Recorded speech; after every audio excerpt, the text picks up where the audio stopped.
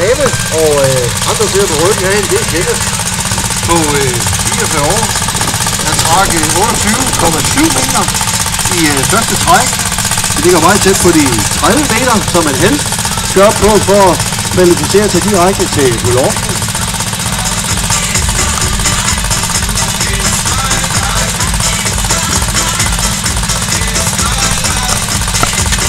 Det vil sige, at vi har en klasse tilbage. Så er der blevet grønt flag. Vi har en klasse tilbage.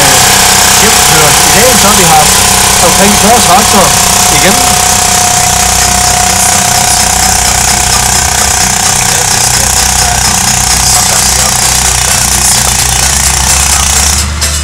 Sådan lige op og have en lille finger på regulatoren på gassen der. Der bliver tudet. Det er godkendt. Det er godkendt. Jeg ser, hvad det kunne blive til på anden. Nej.